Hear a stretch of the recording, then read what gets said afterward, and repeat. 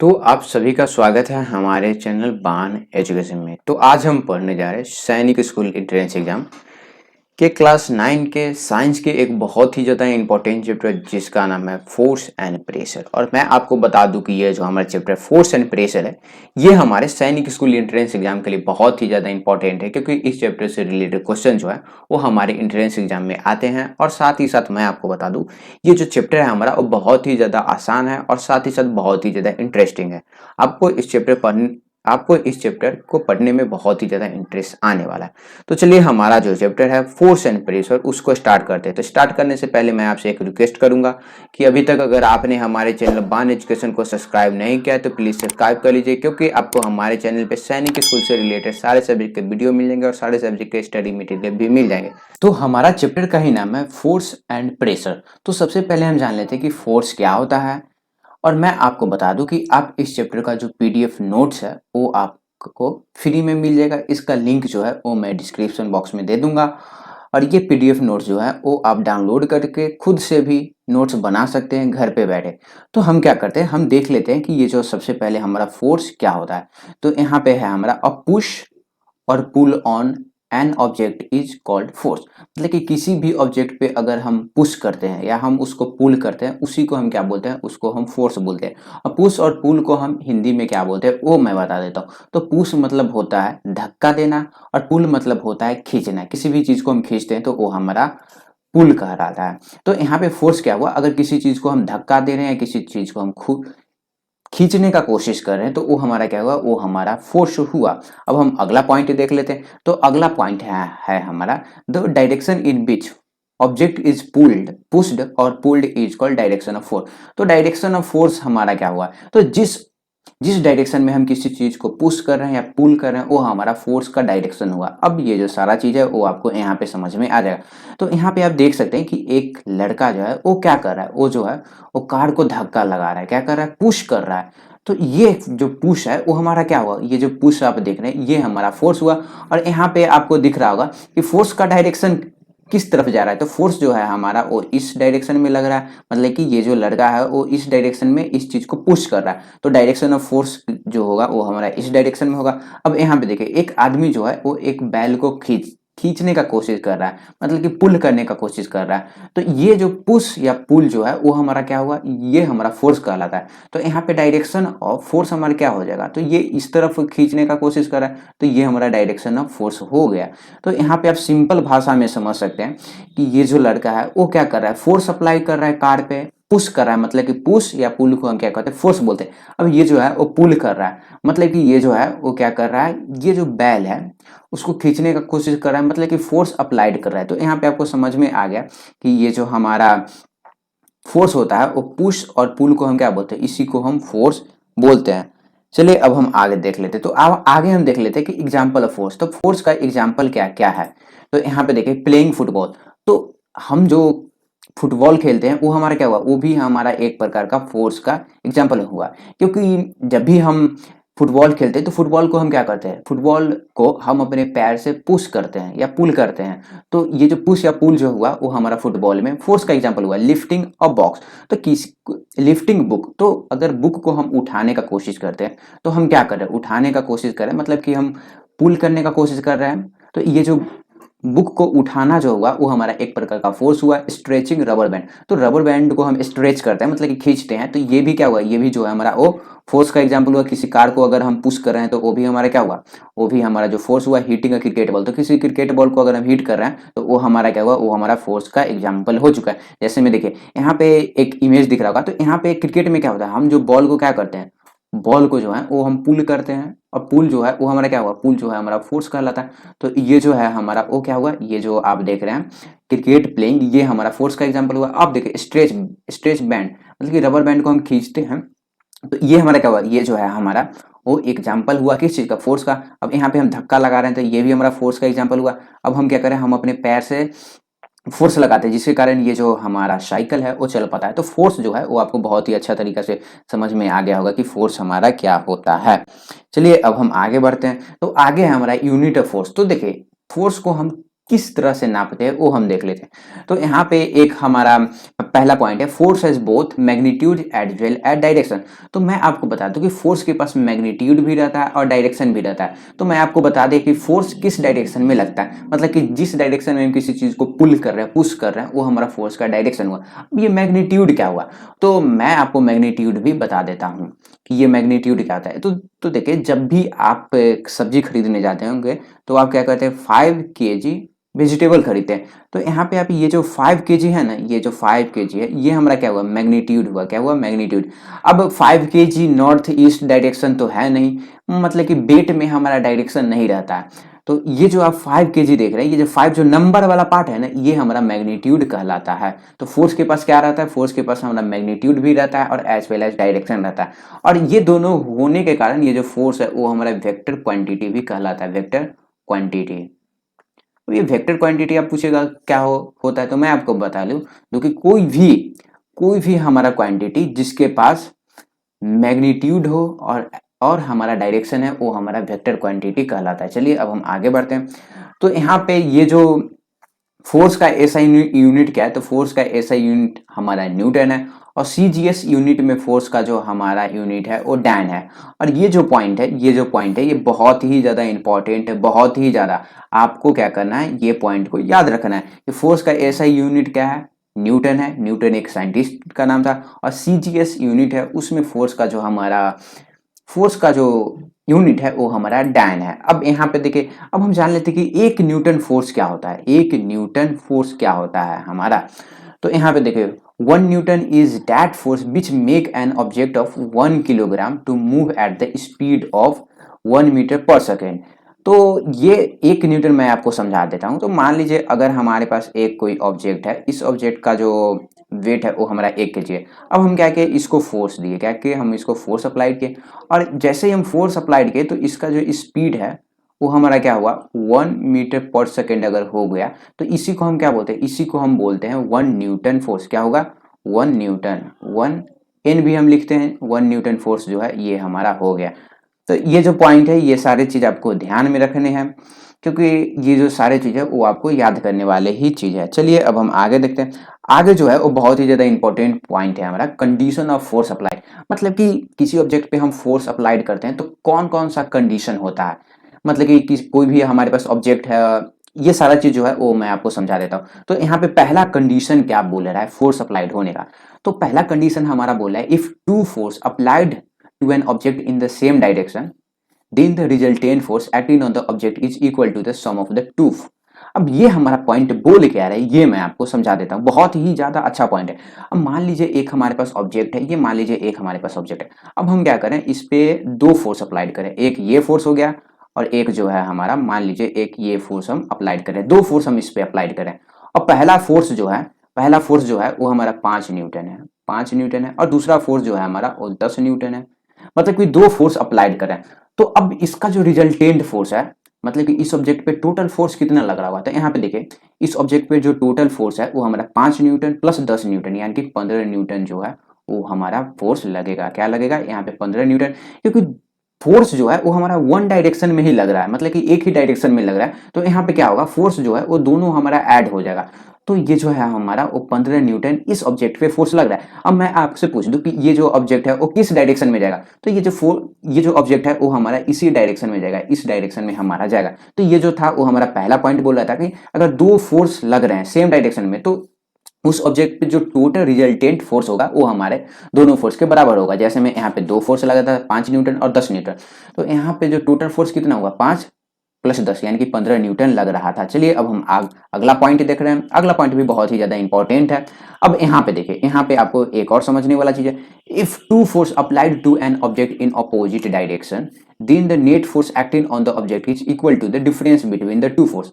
अब यहाँ पे ये हमारा क्या बोल रहा है वो आप समझिए। अगर मान लीजिए सेम ऑब्जेक्ट है, इस पे 2 फोर्स लग रहा है। एक फोर्स जो है हमारा वो इस डायरेक्शन में लग रहा है और एक फोर्स जो है वो हमारा इस डायरेक्शन में लग रहा है। मतलब कि अपोजिट डायरेक्शन में फोर्स लग रहा है। यहाँ पे सेम डायरेक्शन में लग रहा था और यहाँ पे अपोजिट डायरेक्शन में लग रहा है। अब मान लीजिए, अब यहाँ पे जो है हमारा वो 10 न्यूटन फोर्स लग रहा है और यहाँ पे जो है वो हमारा 20 न्यूटन फोर्स लग रहा है। तो इस ऑब्जेक्ट पे टोटल फोर्स कितना लगेगा, तो मैं आपको बता दूं कि इस ऑब्जेक्ट पे टोटल फोर्स जो है होगा वो हमारा क्या होगा 20 माइनस 10 यानी कि 10 न्यूटन फोर्स लग रहा है। क्या 10 न्यूटन फोर्स लग रहा है, क्योंकि इसका 20 न्यूटन लग रहा है और इसका 10 न्यूटन, तो ये जो 10 न्यूटन है वो 10 को कैंसिल कर देगा। अब मैं आपसे पूछूं तो ये जो ऑब्जेक्ट है वो हमारा किस तरफ जाएगा, तो ये जो ऑब्जेक्ट है जिस डायरेक्शन में हमारा ज्यादा फोर्स लग रहा है उस डायरेक्शन में जाएगा। तो किस डायरेक्शन में ज्यादा फोर्स लग रहा है, तो इस डायरेक्शन में लग रहा है, तो ये जो ऑब्जेक्ट है वो हमारा इस डायरेक्शन में जाएगा। अब मान लीजिए अब हम क्या किए, अब हम इसको चेंज कर देते हैं, मतलब कि यहाँ पे देखिए अब मान लीजिए इस पे लग रहा है हमारा 50 न्यूटन फोर्स इस डायरेक्शन से, और इस पे लग रहा है हमारा 20 न्यूटन फोर्स। तो अब जो है हमारा वो टोटल इस पे कितना फोर्स लग रहा होगा, तो 50 न्यूटन और यहाँ पे हमारा 20 न्यूटन, तो टोटल फोर्स जो है हमारा वो 50 माइनस 20 यानी कि 30 न्यूटन फोर्स लग रहा है। अब ये ऑब्जेक्ट किस डायरेक्शन में जाएगा, तो ये जो ऑब्जेक्ट है हमारा वो जिस तरफ ज्यादा फोर्स है उस डायरेक्शन में जाएगा, मतलब कि इस डायरेक्शन में जाएगा। तो ये सारा चीज जो है वो आपको समझ में आ गया होगा। अब हम आगे देख लेते हैं। तो अगला पॉइंट है हमारा यहाँ पे कि if two force applied on an object are equal in magnitude and act in opposite direction then the net force acting on the object is zero और नील। तो ये जो है ये बहुत ही सिंपल चीज है, ये आपको बहुत ही ज्यादा आसानी से समझ में आ जाएगा। अब मान लीजिए किसी ऑब्जेक्ट पे दो फोर्स लग रहा है, एक ये फोर्स लग रहा है और दूसरा जो है हमारा वो ये फोर्स लग रहा है। अब दोनों फोर्स का जो मैग्नीट्यूड है, यहाँ पे भी 5 न्यूटन लग रहा है और यहाँ पे भी हमारा 5 न्यूटन लग रहा है, तो इस ऑब्जेक्ट पे कितना न्यूटन फोर्स लग रहा है, तो 0 न्यूटन फोर्स लग रहा है, क्योंकि 5 5 जो है वो कैंसिल कर देगा। मतलब कि सिंपल समझिए, अगर एक रेसलर है तो वो क्या कर रहा है, एक कमजोर रेसलर है और एक बहुत ही ज्यादा स्ट्रॉन्ग रेसलर है, तो उसमें से कौन जीतेगा, जो 50 न्यूटन वाला है वो जीतेगा ना। तो जो ज्यादा मतलब कि जो ज्यादा मजबूत है स्ट्रॉन्ग है ट्रॉफी उसको मिलेगा। तो यहाँ पे आप देखिएगा कि 50 न्यूटन है, 50 न्यूटन, तो ये जो है वो 50 न्यूटन फोर्स वाला रेसलर जो है वो अपने तरफ इस ट्रॉफी यानी कि ऑब्जेक्ट को ले जाएगा। तो यहाँ पे ये जो ऑब्जेक्ट है हमारा वो इस डायरेक्शन में चल जाएगा। अब यहाँ पे देखिए, यहाँ पे क्या हो रहा है, दो रेसलर है और दोनों एक ही ऑब्जेक्ट को क्या कर रहा है, लेने का कोशिश कर रहा है, तो ये दोनों का हो जाएगा सेम डायरेक्शन में हो जाएगा। अब यहाँ पे देखिए इसके पास भी 5 है और इसके पास भी 5 न्यूटन है, मतलब कि दोनों सेम कैटेगरी वाला हमारा रेसलर है, तो क्या होगा, कोई नहीं जीतेगा। तो यहाँ पे क्या होगा, 0 न्यूटन होगा और ये जो हमारा ऑब्जेक्ट है वो टच से मस नहीं होगा, मतलब कि ये जो ऑब्जेक्ट है वो हमारा वैसा का वैसा ही रह जाएगा। चलिए अब हम आगे बढ़ते हैं। तो यहाँ पे आप देख सकते हैं कि सेम चीज है, अगर ये हमारा फोर्स लग रहा है 5 न्यूटन और ये भी लड़का है जो 10 न्यूटन लगा रहा है, तो टोटल फोर्स हमारा क्या हो जाएगा, तो टोटल फोर्स है, यहाँ पे मैं 5 लिखना भूल गया, जो टोटल फोर्स है वो हमारा 15 न्यूटन लग रहा है। अब यहाँ पे देखिए ये जो है वो 20 न्यूटन लगाने का कोशिश कर रहा है फोर्स, और ये जो है वो 50 न्यूटन लगाने का फोर्स कोशिश कर रहा है। तो ये जो है वो हमारा क्या होगा, ये जो 50 न्यूटन वाला है ये अपनी तरफ ऑब्जेक्ट को ले जाएगा। तो टोटल फोर्स कितना लग रहा है, तो टोटल फोर्स जो है हमारा, टोटल फोर्स में लिख देता हूँ 50 न्यूटन माइनस 20 न्यूटन, यानी कि टोटल फोर्स जो है वो हमारा 30 न्यूटन लग रहा है। और किस डायरेक्शन में लग रहा है, इस डायरेक्शन में जिधर ज्यादा फोर्स लग रहा है। ये सारा चीज जो है वो आपको समझ में आ गया होगा। अब हम पढ़ लेते हैं इफेक्ट ऑफ फोर्स। तो फोर्स के कारण कौन सा चीज इफेक्ट पड़ता है, तो यहाँ पे देखिए बहुत ही ज्यादा इजी पॉइंट है। तो फोर्स जो है वो किसी भी ऑब्जेक्ट को क्या कर सकता है, मूव कर सकता है। कोई भी अगर रुका हुआ ऑब्जेक्ट है तो उसको मूव कर सकता है। जैसे मैं मान लीजिए अगर ये ऑब्जेक्ट जो है वो रुका हुआ है, अब ये दोनों बंदे हैं, अब इसको पुल करने का कोशिश किए, पुश करने का कोशिश किए, तो ये जो है ऑब्जेक्ट वो चलने लग जाएगा। तो किसी भी चीज को ये जो हमारा फोर्स है वो मूव कर सकता है। और साथ ही साथ force can stop a moving object. तो फोर्स जो है वो किसी भी मूविंग ऑब्जेक्ट को रोक सकता है। फोर्स किसी भी ऑब्जेक्ट का स्पीड चेंज कर सकता है। फोर्स जो है किसी भी ऑब्जेक्ट का डायरेक्शन चेंज कर सकता है और साथ ही साथ शेप एंड साइज भी चेंज कर सकता है। अब यहाँ पे देखिए, अब यहाँ पे ये सारा चीज आपको समझ में आएगा। अब रबर बैंड जो होता है वो हमारा छोटा रहता है। अब हम उसको स्ट्रेच करते हैं तो क्या होता है, इसका जो शेप होता है, शेप जो होता है वो हमारा चेंज हो जाता है। शेप जो है वो हमारा चेंज हो जाता है। अब यहाँ पे देखिए, यहाँ पे क्रिकेटर जो है वो बॉल को मारने का कोशिश कर रहा है, तो यहाँ पे क्या हो रहा है, डायरेक्शन चेंज हो सकता है। क्या डायरेक्शन चेंज हो सकता है। अब यहाँ पे देखिए ये जो है कार पे फोर्स अप्लाइड कर रहा है, मतलब कि ये जो है वो कार स्टार्ट नहीं हो रहा है, रुका हुआ है, तो ये क्या कर कार को मूव कर देगा। अब यहाँ पे देखिए सेम चीज समझ सकते हैं कि अगर ये बंदा ब्रेक का यूज करेगा तो ये जो है हमारा वो स्टॉप हो सकता है। तो ये जो है हमारा वो फोर्स का एग्जाम्पल था, बहुत ही ज्यादा इजी चीज था। अब हम पढ़ लेते हैं टाइप ऑफ फोर्स। तो मैं आपको बता दूं कि फोर्स जो होते हैं वो हमारे दो टाइप के होते हैं। एक होते हैं हमारा कॉन्टैक्ट फोर्स और दूसरा होता है नॉन कॉन्टैक्ट फोर्स। अब कॉन्टैक्ट फोर्स मैं आपको थोड़ा सा बता देता हूँ। तो कॉन्टैक्ट मतलब क्या होता है, अगर हम किसी के कॉन्टैक्ट में रहते हैं, किसी को अगर हम टच करते हैं तो वो हमारा क्या हुआ, कॉन्टैक्ट हो गया। अगर हम किसी को ना टच में रहें, किसी के टच में नहीं रहें, किसी को हम छूने का काम नहीं करें, तो वो हमारा नॉन कॉन्टैक्ट हो गया। गया। तो फोर्स जो होते हैं वो दो टाइप के होते हैं, कॉन्टैक्ट, नॉन कॉन्टैक्ट। अब कॉन्टैक्ट में हमारा क्या होता है, एक होते हैं मस्कुलर फोर्स और दूसरा होता है हमारा फ्रिक्शन फोर्स। और नॉन कॉन्टैक्ट में क्या होता है, नॉन कॉन्टैक्ट में जो होते हैं वो हमारे मैग्नेटिक फोर्स होते हैं, इलेक्ट्रोस्टैटिक और ग्रेविटेशनल फोर्स। अब ये जो भी फोर्स आपको दिख रहा होगा, इन सारे फोर्स को हम क्या करेंगे, पूरे डिटेल में पढ़ेंगे। मस्कुलर फोर्स क्या होता है, friction force, magnetic force, electrostatic force, gravitational force, ये जो सारा चीज है वो हम पूरे डिटेल में पढ़ेंगे। तो हम देख लेते हैं कि कॉन्टैक्ट फोर्स क्या होता है। तो यहाँ पे आप देख सकते हैं कि contact force, a force which can be applied by an object on another object through physical touching is called contact force. तो किसी भी चीज को अगर हम फिजिकल टचिंग करके फोर्स अप्लाइड कर रहे हैं तो वो हमारा कॉन्टैक्ट फोर्स हो गया। मतलब कि कोई भी ऑब्जेक्ट है उसको हम टच करके फोर्स अप्लाइड कर रहे हैं तो वो हमारा क्या हुआ, वो हमारा कॉन्टैक्ट फोर्स हुआ। तो देखिए, लिफ्टिंग ऑफ बुक, तो किसी बुक को हम उठाने का काम करते हैं तो हम क्या करते हैं, उसको अपने हाथ से टच करते हैं तो वो बुक जो है वो हमारा उठ जाता है। तो बुक उठाना तो मैं आपको बताया था कि फोर्स का एग्जांपल है पुशिंग अ कार, किसी कार को हम पुश करते हैं तो वो हमारा क्या हुआ, वो हमारा कॉन्टैक्ट फोर्स हुआ। क्योंकि किसी कार को अगर पुश करना है तो कैसे हम करेंगे, उसको टच करके ही ना पुश कर पाएंगे, हवा में तो कर नहीं सकते। अब यहाँ पे जो है वो मैं आपको कॉन्टैक्ट फोर्स का एग्जाम्पल फिर से बता देता हूँ कि कॉन्टैक्ट फोर्स का हमारा क्या क्या एग्जाम्पल है। तो यहाँ पे देखिए, कॉन्टैक्ट फोर्स का एग्जाम्पल आपको मालूम चल गया कि हम बुक उठाते हैं, किसी चीज को पुश करते हैं, आप लिखते भी हैं तो वो भी क्या हुआ, वो हमारा कॉन्टैक्ट फोर्स का एग्जाम्पल हुआ। अब कॉन्टैक्ट फोर्स जो होता है वो हमारा मस्कुलर फोर्स होते हैं और एक होते हैं हमारा फ्रिक्शन फोर्स। अब ये मस्कुलर फोर्स क्या होता है वो हम जान लेते हैं। तो यहाँ पे है हमारा मस्कुलर फोर्स। तो यहाँ पे आपको डिफिनीशन दिख रहा होगा, बहुत ही ज्यादा अच्छा है। A force which can applied by our body muscles is called muscular force. तो ऐसा फोर्स जो हमारा बॉडी मसल्स, मतलब कि हमारे मांसपेशी के द्वारा वो फोर्स अप्लाइड होता है, वो हमारा मस्कुलर मसल्स होता है। अब यहाँ पे मस्कुलर फोर्स का हमारा क्या एग्जाम्पल है, किसी भी बुक को हम उठाते हैं, अगर हम साइकिल चला रहे हैं, अगर फुटबॉल को हम किक कर रहे हैं, हॉर्स और ब्लुक कार्ट, मतलब कि बैलगाड़ी जो चलता है वो हमारा मस्कुलर फोर्स से ही चलता है। अब ये सारा चीजें है वो आपको यहाँ पे इस पिक्चर की हेल्प से क्लियर होने वाला है। अब यहाँ पे देखिए, ये जो रबर बैंड को हम स्ट्रेच कर रहे हैं, तो स्ट्रेच करने के लिए जो हम फोर्स अप्लाइड कर रहे हैं वो हमारा कहाँ से आ रहा है? ये हमारा मसल्स से आ रहा है। क्या है, ये जो है वो हमारा मसल्स से आ रहा है। तो ये हमारा मस्कुलर फोर्स हुआ। अब ये जो क्रिकेटर है वो क्या कर रहा है, ये बॉल को मार रहा है, मतलब कि बॉल पे फोर्स अप्लाइड कर रहा है। तो फोर्स अप्लाइड कैसे करते हैं, हाथ से ही ना कर पाते हैं। तो ये हमारे क्या हुआ, ये हमारा मसल्स के कारण क्या हो पा रहा है, फोर्स अप्लाइड हो रहा है। अब हम क्या कर रहे हैं, टच कर मतलब कि कार को धक्का दे रहे हैं। तो धक्का हम किस चीज के कारण दे पाते हैं, ये जो हमारा मसल्स दिख रहा है तो मसल से हम दे पाते हैं, ये जो है हमारा वो मसल से दे पाते हैं। तो इसीलिए ये जो हमारा वो मस्कुलर फोर्स है। अब हम जो साइकिल चला पाते हैं वो हम अपने पैर के मांसपेशी, ये जो पैर के मांसपेशी के फोर्स के कारण ही हम साइकिल चला पाते हैं। हाथ के मांसपेशी के कारण ही हम इस कार को धक्का लगा सकते हैं, और हाथ के मांसपेशी के कारण ही हम क्रिकेट बॉल को हिट कर सकते हैं, और हाथ के मांसपेशी के कारण ही हम क्या कर सकते हैं, ये जो रबर बैंड है उसको स्ट्रेच कर सकते हैं। तो यहाँ पे आपको मालूम चल गया कि मस्कुलर फोर्स क्या होता है। अब यहाँ पे सिंपल सा बात है कि मस्कुलर फोर्स हम क्या करते हैं, वो कोई भी ऑब्जेक्ट अगर हमारे कांटेक्ट में हो तभी हम मस्कुलर फोर्स अप्लाइड कर सकते हैं। जैसे में ये जो आप देख रहे हैं, ये जो रबर है वो हमारे कांटेक्ट में है तो ये हमारा मस्कुलर फोर्स हो गया। अब यहाँ पे हम क्या कर रहे हैं, इस बॉल को मारने का कोशिश कर रहे हैं। तो बॉल क्या होता है, ये हमारे मसल्स यानी कि बैट के कांटेक्ट में है तभी हम फोर्स अप्लाई कर रहे हैं। अब यहाँ पे देखिए, ये जो बंदा है वो क्या कर रहा है, वो कार को धक्का लगा रहा है। तो ये कांटेक्ट में है, इसका हाथ और कार अपने कांटेक्ट में है। अब यहाँ पे देखिए, पैर और पैडल जो है वो कांटेक्ट में, इसलिए ये जो फोर्स है वो हम अप्लाइड कर पाते हैं। चलिए अब हम आगे बढ़ते हैं। तो आगे है हमारा ग्रेविटेशनल फोर्स। तो सॉरी, फ्रिक्शन फोर्स में ग्रेविटेशनल फोर्स बोल दिया। ग्रेविटेशनल फोर्स जो है वो हमारा नॉन कांटेक्ट फोर्स होता है। तो क्या बोल रहा है हमारा फ्रिक्शन फोर्स, फ्रिक्शन फोर्स, और इसको हम फ्रिक्शनल फोर्स भी बोलते हैं। और फ्रिक्शन जो है वो एक चैप्टर है, एक स्पेशल चैप्टर है हमारे सिलेबस में। तो ये भी चैप्टर मैं आपको समझा दूंगा।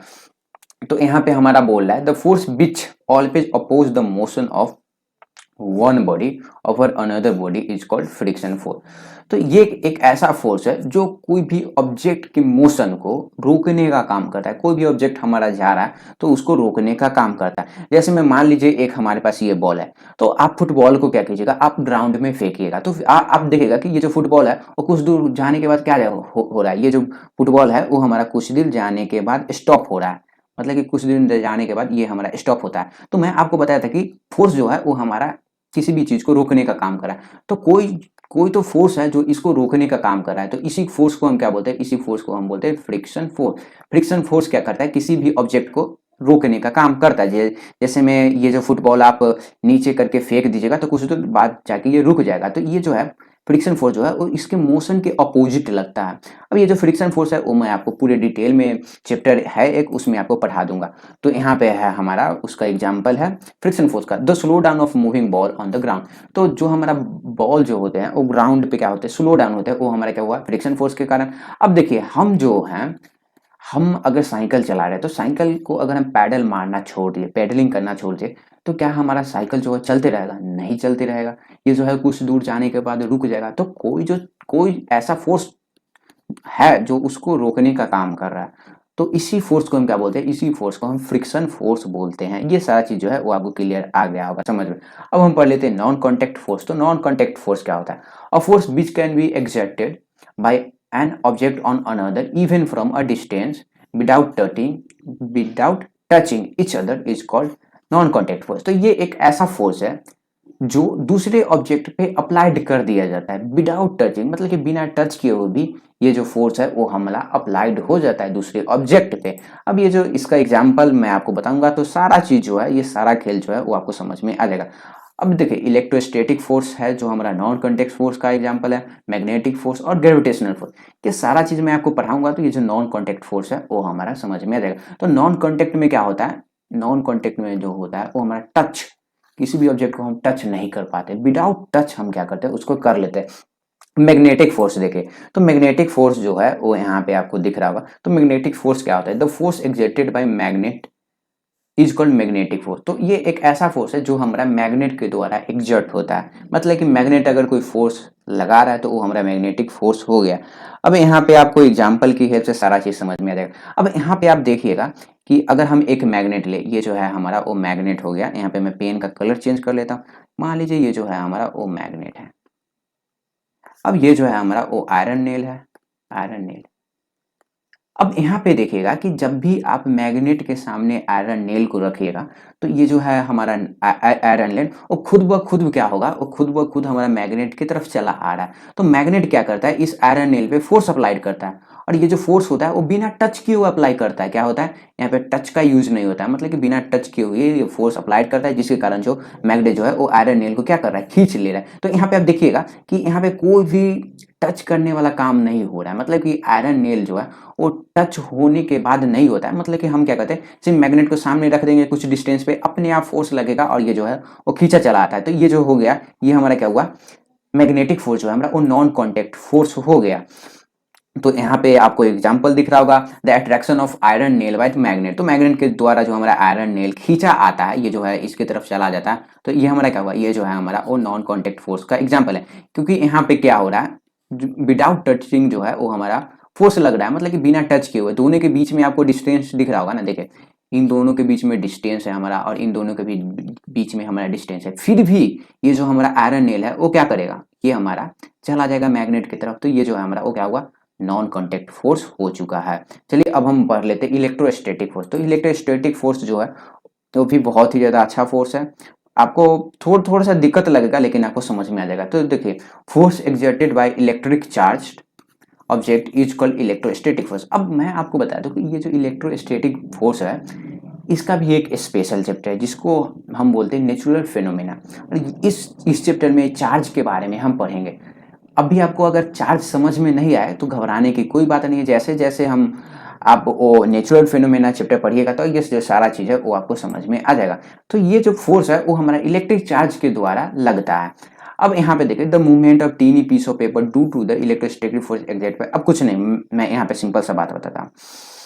तो देखिए, आप क्या कीजिएगा, एक कंघी लीजिएगा। अब कंघी और थोड़ा सा आप पेपर का टुकड़ा, छोटा छोटा पेपर का टुकड़ा लीजिएगा, और कंघी को क्या कीजिएगा, आप रब कीजिएगा, मतलब कि अपने सर बाल में इसको रब कीजिएगा।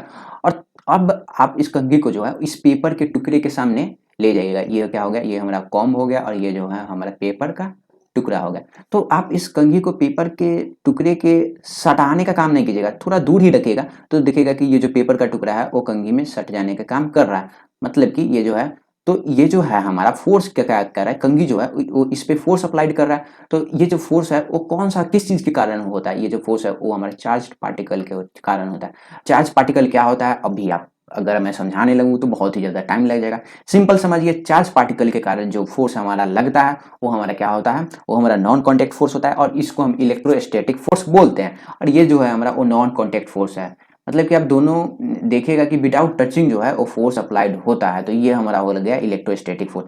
अब हम पढ़ लेते हैं ग्रेविटेशनल फोर्स। तो ग्रेविटेशनल फोर्स का स्टोरी तो लगभग हर एक स्टूडेंट को मालूम है।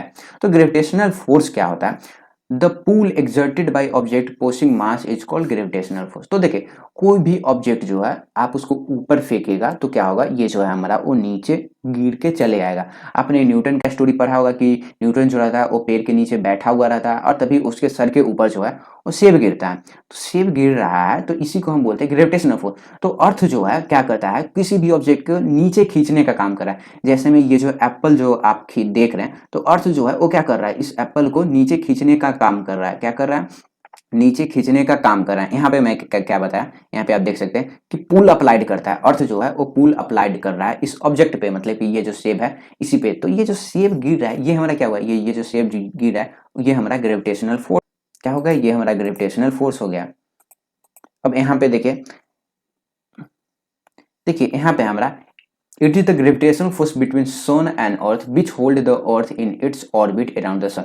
तो देखिए, ग्रेविटेशनल फोर्स के कारण ही जो हमारा अर्थ है वो क्या होता है, वो हमारा ऑर्बिट के कारण ऑर्बिट में रिवॉल्व कर पाता है, क्योंकि सन और अर्थ जो है वो एक दूसरे पे ग्रेविटेशनल फोर्स लगाता है, जिसके कारण हमारा जो है वो अर्थ जो है वो अपने ऑर्बिट पे ही रह पाता है। तो यहाँ पे आप देखिएगा कि ग्रेविटेशनल फोर्स क्या हो रहा है विदाउट टचिंग, मतलब कि ये जो हमारा एप्पल है इसको बिना टच किए हुए अपनी तरफ ये खींच रहा है। तो ये हमारा हुआ नॉन कॉन्टैक्ट फोर्स का एग्जांपल।